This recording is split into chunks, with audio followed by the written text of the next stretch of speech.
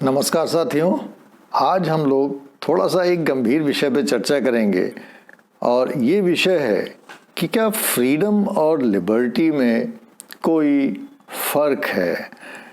ये सामान्यतः हम लोग हिंदी में इसके लिए स्वतंत्रता शब्द का प्रयोग करते हैं, लेकिन इसमें छात्रों को कठिनाई तब आ जाती है जब परीक्षा में ये पूछ दिया जाता है कि क्या फ्रीडम और लिबर्टी में फ़र्क है।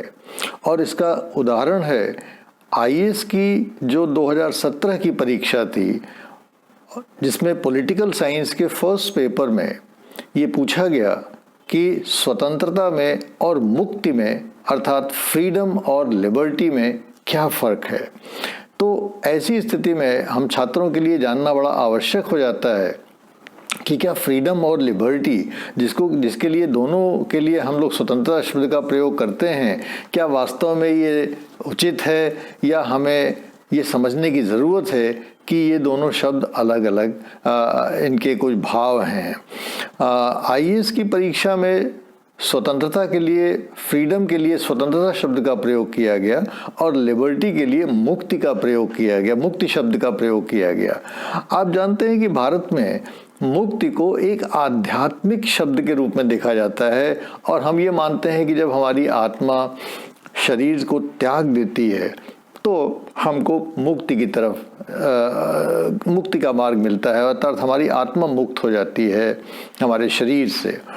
तो एक आध्यात्मिक पुट है मुक्ति शब्द के प्रयोग में, लेकिन अब परीक्षाओं में अगर ये पूछा जाएगा तो हमको इसको समझना पड़ेगा कि इसमें स्वतंत्रता हम लोग सामाजिक राजनीतिक क्षेत्र में प्रयोग करते हैं, लेकिन मुक्ति शब्द हम लोग सामान्यतः राजनीतिक सामाजिक क्षेत्र में प्रयोग नहीं करते। मुक्ति क्षेत्र हम लोग मूलतः आध्यात्मिक क्षेत्र में ही प्रयोग करते हैं और मुक्ति या मोक्ष जो भी शब्द भिन्न भिन्न नामों से होते हैं, लेकिन उसका भाव यही होता है कि हमारी आत्मा अपने शरीर से मुक्त होकर परब्रह्म परमात्मा में लीन हो गई है। भारत में ही नहीं, यूरोप में भी अगर हम चलते हैं तो यूरोप में भी फ्रीडम और लिबर्टी के लिए कोई अलग अलग शब्द नहीं बने हुए हैं। उनके लिए भी दोनों के लिए जो भाव हैं वो एक ही शब्द से व्यक्त हो जाता है। और शुरुआत में अगर एकदम यूनान में हम चलें, यूनान में तो इल्यूथेरिया शब्द का प्रयोग किया जाता था, ELEUTHERIA। ये इल्यूथेरिया जो शब्द है, ये शब्द यूनान में प्रयोग किया जाता था और इसमें फ्रीडम और लिबर्टी दोनों को समानार्थी के रूप में हम देख सकते हैं कि दोनों ही के भाव इसमें समाहित थे। इसलिए न तो यूनान में, न यूरोप में, न अमेरिका में या किसी विश्व के देश में इसका भाव अलग अलग नहीं होता है, लेकिन अंग्रेजी में इन दो शब्दों का प्रयोग, फ्रीडम और लिबर्टी, इन दोनों शब्दों का प्रयोग किया जाता है और हमें ये देखने की आवश्यकता है कि वास्तव में क्या फ्रीडम और लिबर्टी में कोई फ़र्क है या नहीं है। आइए इसको समझने की कोशिश करते हैं और आज ये देखते हैं कि इनमें क्या फ़र्क है। देखिए, यहाँ पे इस फ़र्क को समझने से पहले हम लोगों को दो जो इसमें बहुत ही विशेष विद्वान हुए हैं लिबर्टी के संबंध में या स्वतंत्रता के संदर्भ में, जिन्होंने पुस्तकें लिखी हैं, जिनकी चर्चाएं होती हैं, उन पर दृष्टि डालना पड़ेगा। जॉन स्टुअर्ट मिल पहला विचारक है जिसने की एक पुस्तक लिखी जिसका नाम ही था ऑन लिबर्टी, और उसके काफ़ी समय के बाद इज़ाइया बर्लिन ने दूसरा एक लेक्चर दिया ऑक्सफोर्ड में, जिसमें ये था कि टू कॉन्सेप्ट्स ऑफ लिबर्टी, जो कि बाद में एक बुकलेट के रूप में भी प्रकाशित हुई, टू कॉन्सेप्ट्स ऑफ लिबर्टी के रूप में, लेकिन बेसिकली ये एक लेक्चर था जो ऑक्सफोर्ड में दिया गया। और इन दोनों ही लेक्चर्स में अगर हम इनको देखते हैं तो ये लैंडमार्क किताबें हैं, ऑन लिबर्टी और टू कॉन्सेप्ट्स ऑफ लिबर्टी। और इसमें अगर आप ध्यान दें तो फ्रीडम और लिबर्टी, इन दोनों शब्दों को इंटरचेंजेबली यूज़ किया गया है, अर्थात कभी वो फ्रीडम यूज़ करते हैं, कभी उसी भाव के लिए लिबर्टी यूज़ करते हैं। और इस तरीके से हमें J.S. मिल और इज़ाइया बर्लिन में ये कोई क्लैरिटी नहीं मिलती है कि फ्रीडम और लिबर्टी में क्या कहीं कोई फ़र्क है या नहीं है।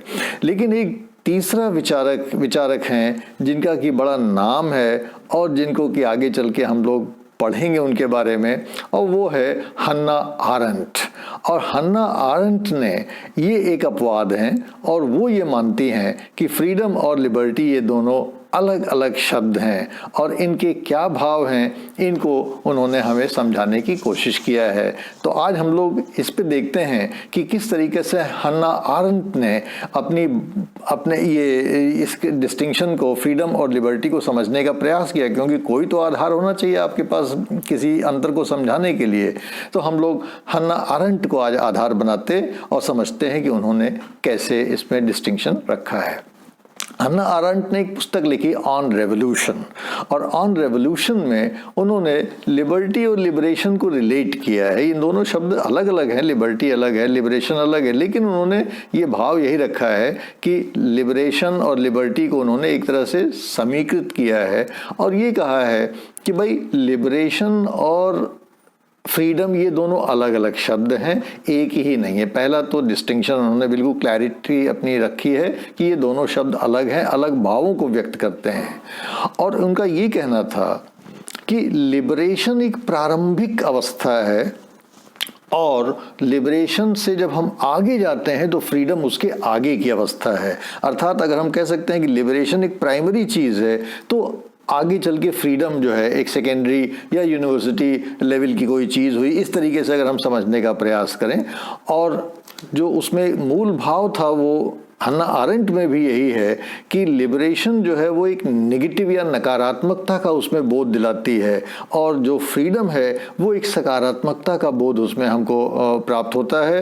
और जब हम लिबरेट हो जाते हैं, जब हमको लिबर्टी प्राप्त हो जाती है, तब उस लिबर्टी प्राप्त होने के बाद आगे चल के कभी हमको स्वतंत्रता प्राप्त होती है। अर्थात लिबर्टी प्राप्त करना सहज है लेकिन फ्रीडम प्राप्त करना उतना सहज नहीं है, ये इनका भाव हुआ। और इसमें ये भी इन्होंने बताया कि भाई नेगेटिव किस सेंस में है कि जैसे हम कहते हैं कि भाई एब्सेंस ऑफ रिस्ट्रेंट, अर्थात प्रतिबंधों का अभाव, है ना, या सत्ता के एब्यूज से हम बचे रहें। तो इस प्रकार के भाव हैं लिबर्टी में कि लिबर्टी में हमको एक नेगेटिविटी दिखाई देती है कि हमारे ऊपर कोई प्रतिबंध ना हो, हमारे ऊपर कोई सत्ता अनियंत्रित रूप से प्रतिबंधों को लागू ना करे।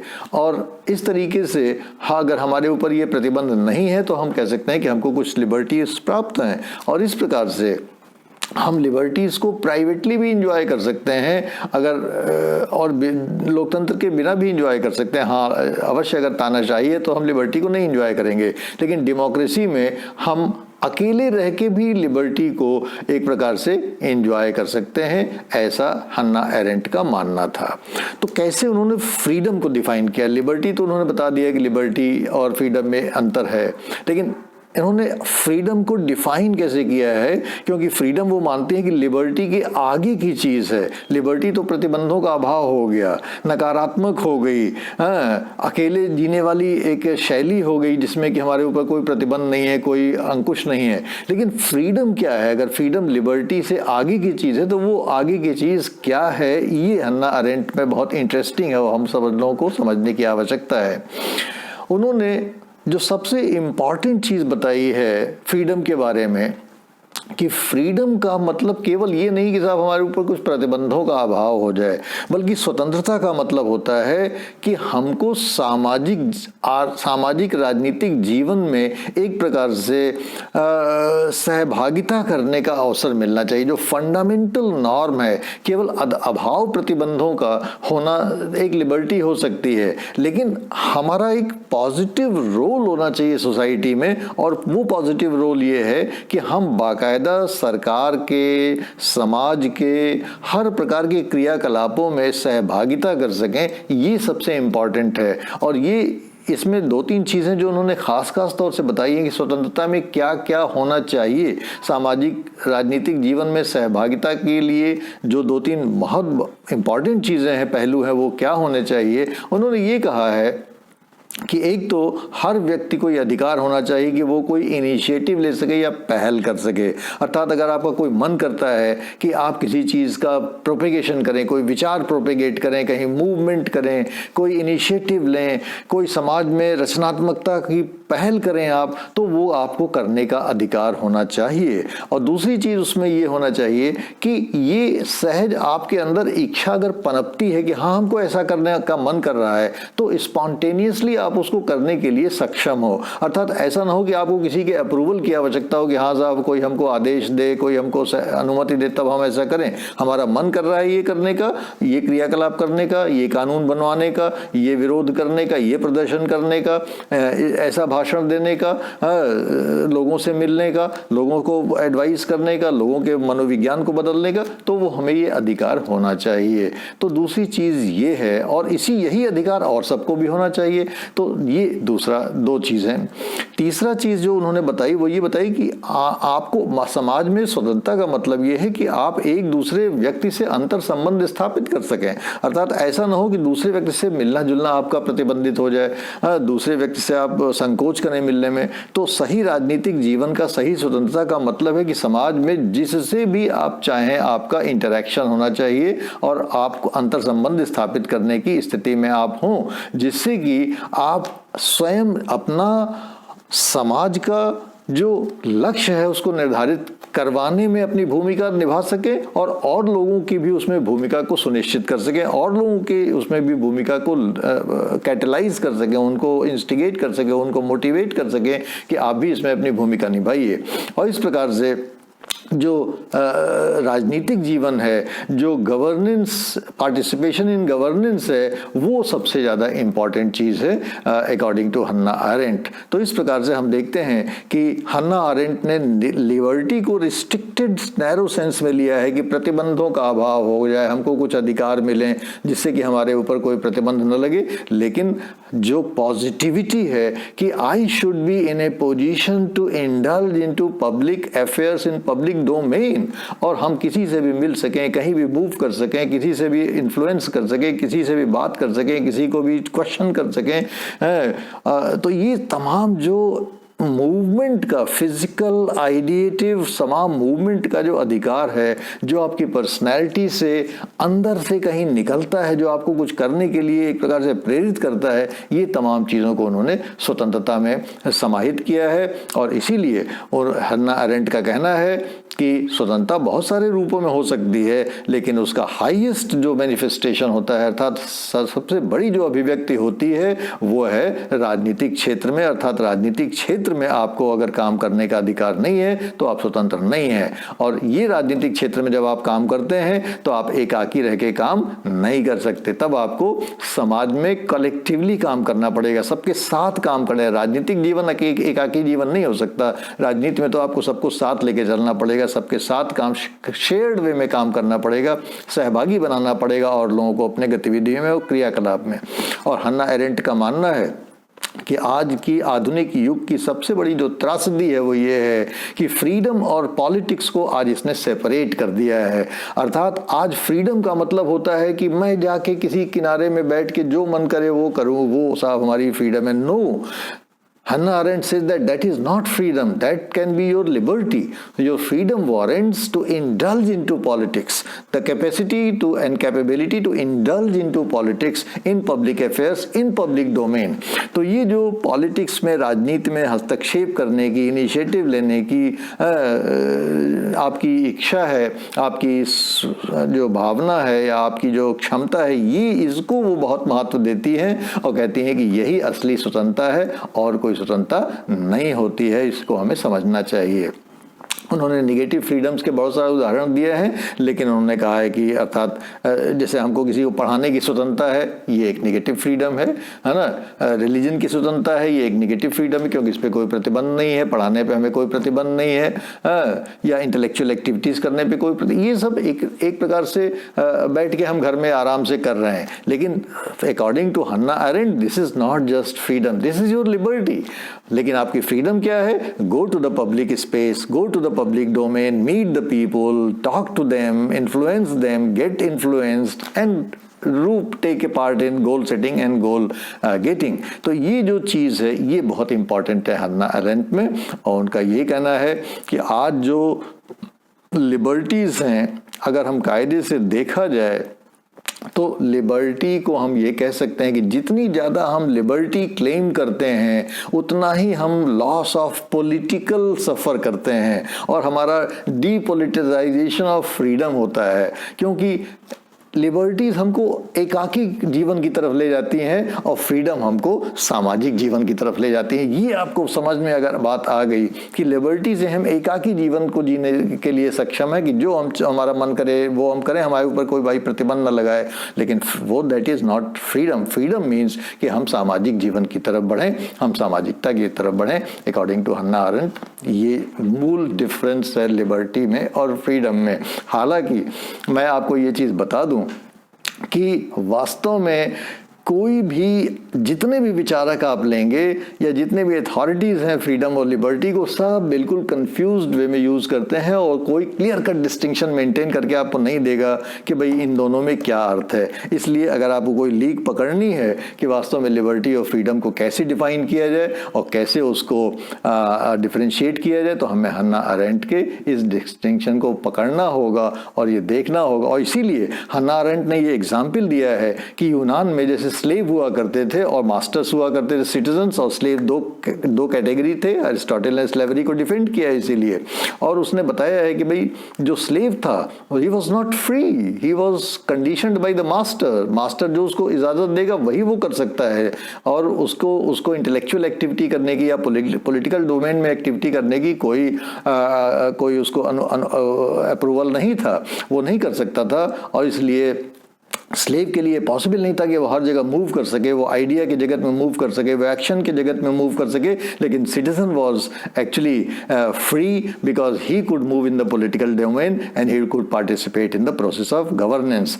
तो ये बहुत इंपॉर्टेंट चीज़ है जो कि हमें ध्यान रखना चाहिए। और मैं समझता हूँ कि जो भी फ्रीडम और लिबर्टी में डिस्टिंक्शंस हैं वो बहुत ही एक प्रकार से जिसको वाटर टाइट कंपार्टमेंट में नहीं है, बड़े ही रेसर थिन डिस्टिंक्शंस हैं, और ज़्यादातर विचारकों ने उसको वायलेट ही किया है दिस वे और दैट, वो उधर जंप करते रहे। इवन अगर आप हन्ना अरेंट में भी जाएंगे तो हन्ना अरेंट में भी कहीं कहीं पे ऐसा लगता है कि हन्ना अरेंट ने बहुत ज़्यादा एकदम नीट कोई डिवीज़न नहीं मेंटेन किया है, लेकिन फिर भी जो डिफरेंसेस हैं वो बिल्कुल हमको एक तरह से क्लैरिटी होनी चाहिए। टू सम अप कि फ्रीडम को हन्ना अरेंट ने एक होलिस्टिक चीज़ के रूप में देखा है, जबकि लिबर्टीज़ जो हैं they are piecemeal and plural, बहुत सारे हो सकते हैं। और इसीलिए हम सिविल लिबर्टीज़ की बात करते हैं, हम सिविल फ्रीडम्स की बात नहीं करते, हम सिविल लिबर्टीज़ की बात करते हैं। तो liberties are talked into pluralities, but freedom is a holistic concept, either you are free और यू आर नॉट फ्री। लेकिन but you can have 2 free liberties, you can have 5 liberties, you can have 10 liberties. So that's why we talk of civil liberties. तो liberties को plural sense में use कर सकते हैं और freedom को एकदम एक सिंगुलर होलिस्टिक टर्म में यूज करते हैं। दूसरी चीज ये है कि लिबर्टी में जो थोड़ा सा संकुचित भाव है और फ्रीडम में एक व्यापकता का भाव है, जो कि हमारे अंदर से जुड़ता है, जो हमारी आत्मा से जुड़ता है, जो हमारे मनोविज्ञान से जुड़ता है, जो हमारे इंटरनल से जुड़ता है और हमको बताता है कि हमें किस प्रकार का जीवन जीना है। और इसीलिए फ्रीडम में हमको अनऑब्स्ट्रक्टेड मूवमेंट चाहिए, स्पेस चाहिए, पब्लिक डोमेन चाहिए जहाँ पे कि हम जाके काम कर सकें। केवल एब्सेंस ऑफ रिस्ट्रेंट जो है is not freedom, freedom transcends the absence of restraint, और बहुत सारा काम में करना पड़ता है। और to sum up and finally हम कह सकते हैं कि एक प्रकार से बर्लिन ने और एरेंट ने ये सब करके, या मिल ने हम लोग को बड़ा पॉलिटिकली एडुकेट किया है इस सेंस में। बर्लिन ने तो, जैसा कि आप जानते हैं कि हम लोग कभी आगे बात करेंगे इस पे, कि बर्लिन ने तो फ्रीडम को पॉजिटिव और नेगेटिव के सेंस में देखा ही है, एक नई कॉन्सेप्ट दिया जो कि हमको मिल में भी सेल्फ रिगार्डिंग और अदर रिगार्डिंग एक्शंस के रूप में दिखाई देता है। लेकिन आरंट ने ख़ास तौर से जो फोकस किया है वो political action and political participation पे, इन पब्लिक अफेयर्स पे जोर दिया है। तो अकॉर्डिंग टू हन्ना अरेंट, हम टू सम अप हम यही कह सकते हैं कि लिबर्टीज़ एक बहुत ही छोटी और बहुत ही संकुचित चीज़ है, नेगेटिव चीज़ है, जबकि स्वतंत्रता एक बहुत ही पॉजिटिव चीज़ है। इसको हिंदी के छात्र विशेष रूप से ध्यान रखें, क्योंकि मुक्त मुक्ति शब्द आईएएस के पेपर में प्रयोग किया गया है, तो हमें हमेशा इस बात को क्लियर रहना चाहिए कि वैसे तो मुक्ति को हम आध्यात्मिक क्षेत्र में प्रयोग करते हैं, लेकिन जब आईएएस में या किसी इस प्रकार के अच्छे एग्जामिनेशन में आपके लिए ये शब्द आए तो इसको आध्यात्मिक सेंस में इंटरप्रेट मत करिएगा, हन्ना एरेंट के सेंस में ज़रूर इंटरप्रेट करने की कोशिश करिएगा। So thank you very much. और इस संबंध में अगर आपके कोई सवाल हो, कोई उलझने हो तो हमसे ज़रूर शेयर करने की कृपा करिएगा। Thank you very much.